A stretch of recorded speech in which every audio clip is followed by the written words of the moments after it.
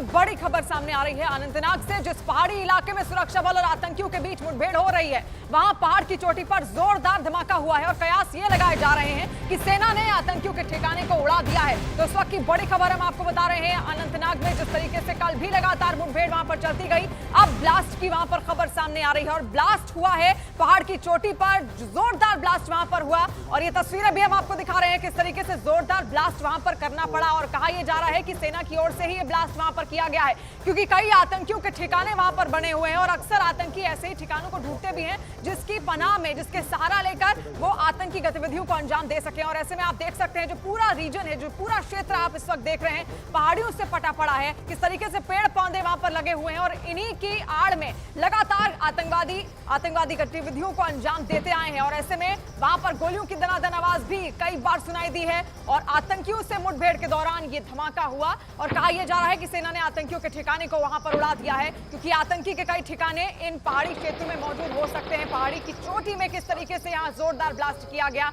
और गोलियों की आवाज भी, गोलियों की तड़तड़ाहट भी लगातार कई बार सुनाई दी, क्योंकि मुठभेड़ अब भी वहां पर लगातार जारी है। और हमने देखा किस तरीके से हमारे 3 जवान शहीद भी हुए हैं और उनकी शहादत का बदला यहां पर किसी भी तरीके से भारतीय सेना लेती हुई जरूर दिखेगी। फिलहाल ये तस्वीर आप देखिए, कुछ देर पहले की तस्वीरें हम आपको दिखा रहे हैं, गोलियों की आवाज किस तरीके से आ रही है जिससे हर कोई सहम सकता है। ऐसी आवाजें हैं क्योंकि लगातार मुठभेड़ चल रही है। जैसे ही वहां पर सुरक्षा बलों को पता चलता है कि कुछ आतंकी छिपे हो सकते हैं, ऐसे में उनको ढेर करने के लिए सर्च ऑपरेशन चलाया जाता है और उसके बाद इन पहाड़ियों में कई आतंकियों के ठिकाने छिपे होने की भी खबर सामने आती है।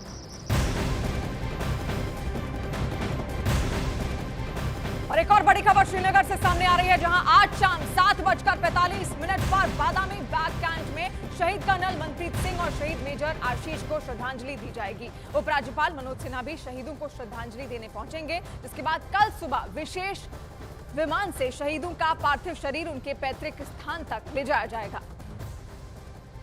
तो शहीद मेजर आशीष और इसी के साथ साथ 2 अन्य जवान भी भारत ने खोए हैं, ऐसे में उनको श्रद्धांजलि अर्पित की जाएगी।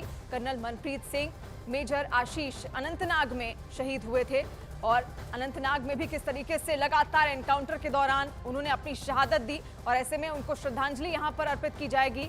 और जो शहीदों का पार्थिव शरीर है वो कल सुबह विमान के जरिए उनके पैतृक स्थान तक ले जाया जाएगा, जहां पर उनको अंतिम विदाई दी जाएगी। तो देखिए, एक एक शहादत का बदला यहां पर जरूर लिया जाएगा और मुठभेड़ अब भी जारी है।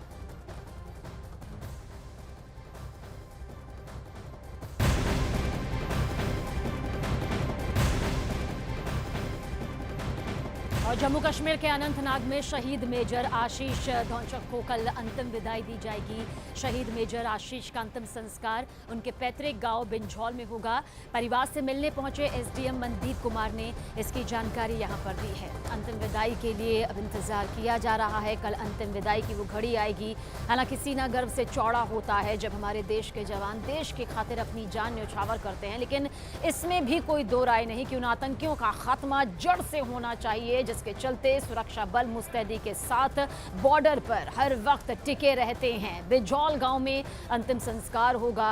शोक की ये तस्वीर लगातार जब सामने आती है तो दर्द होता है दिल को, जख्मी होता है पूरा देश जब भी कोई जवान इस तरह से शहादत हासिल करता है, क्योंकि लगातार मुस्तैदी के साथ देश के लिए अपनी जान न्यौछावर करने के लिए एक एक जवान हर वक्त तैयार रहता है। शहीद मेजर आशीष को कल जब अंतिम विदाई दी जाएगी तो जाहिर सी बात है सिर्फ उनका गांव ही नहीं बल्कि पूरा देश नम आंखों से उन्हें विदाई देगा।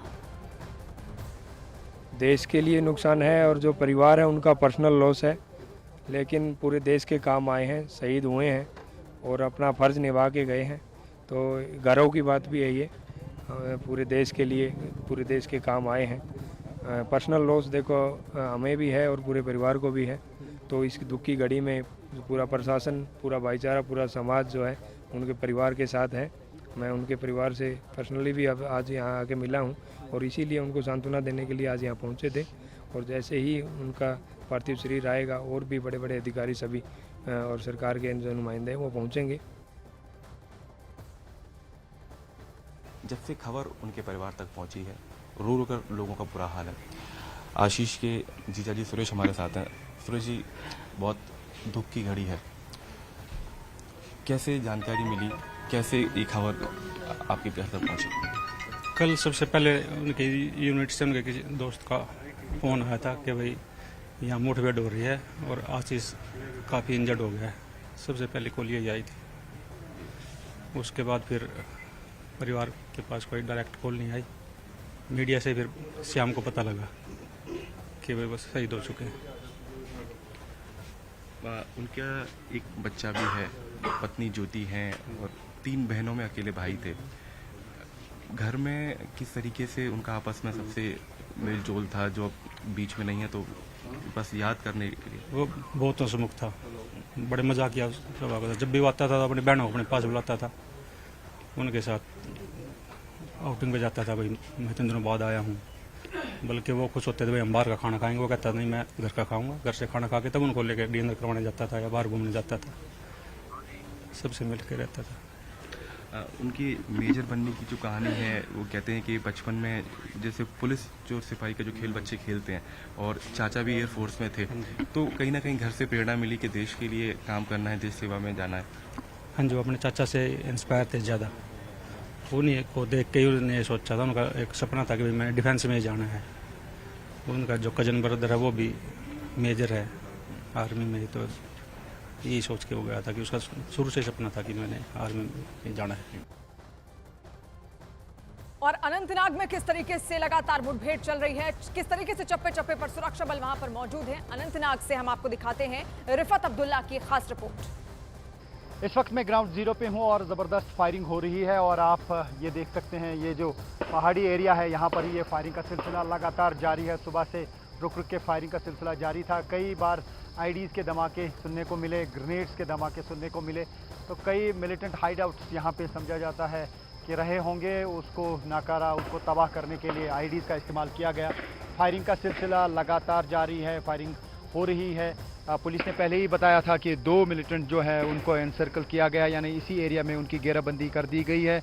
पुलिस का कहना है कि उनका ताल्लुक एलईटी से है। आपको मैं बता दूं कि कल सुबह यहाँ पे ऑपरेशन शुरू हुआ था, जब स्पेसिफिक इन्फॉर्मेशन मिली थी सुरक्षा बलों को कि इस एरिया में मिलिटेंट छुपे हुए हैं। कोऑर्डिनेट सर्च ऑपरेशन किया गया और जो पहले मिलिटेंटों ने फायरिंग की, गात लगाकर हमला किया, उसमें आर्मी के 2 ऑफिसर घायल हुए थे और पुलिस का एक ऑफिसर गंभीर रूप से घायल हुआ था और वो जख्म किताब ना लाकर दम तोड़ बैठे।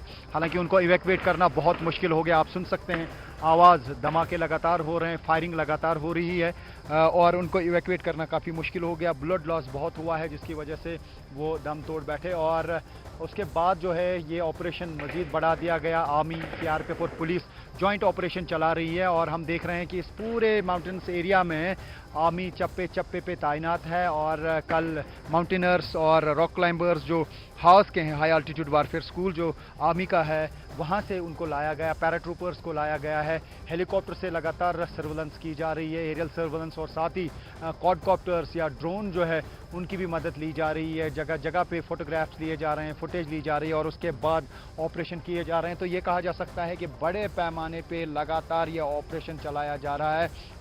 सेना की टुकड़ियां बाहर भी है, मैं थोड़ा सा दिखाने की कोशिश करूंगा।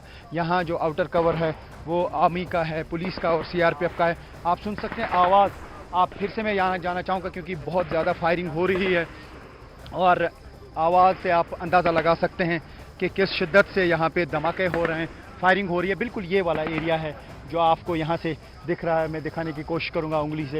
ये वो स्पॉट है जहाँ पे इस वक्त फायरिंग हो रही है, बिल्कुल हमारे सामने है, आंखों के सामने। और इसी दर्रे में नीचे 3 बॉडीज़ जो है वो रिकवर की गई, आर्मी कर्नल की बॉडी और मेजर की। और आप सुन सकते हैं बहुत ज़बरदस्त फायरिंग हो रही है और डीएसपी की भी बॉडी यहाँ ही रिट्रीव की गई। ऐसा समझा जा रहा है कि वो शायद ऊपर थे जब फायरिंग मिलिटेंटों ने की, तो शायद उसके बाद जब वो ज़ख्मी हो गए वो नीचे गिरे, क्योंकि जिस तरीके से माउंटेनर्स की हेल्प ली गई या रॉक क्लाइंबर्स की हेल्प ली गई, उसका मतलब है कि जहाँ पे रॉक क्लाइंबर को पहुँचना पड़ा बड़ा मुश्किल, रोप्स लगा के, वहाँ आम हालात में शायद कर्नल या मेजर या डीएसपी नहीं पहुँच सकते थे, तो शायद ऊपर से वो बाद में गिरे हैं। क्योंकि जब वो ज़ख्मी हो गए तो वहाँ से सुन सकते हैं आप बहुत ज़्यादा फायरिंग हो रही है। यहाँ पे मशीन गन्स का इस्तेमाल किया जा रहा है, आर्मी की तरफ से आईडीज़ का इस्तेमाल किया गया, ग्रेनेड्स का इस्तेमाल किया गया और ये धमाके लगातार हो रहे हैं और ये फायरिंग लगातार हो रही है।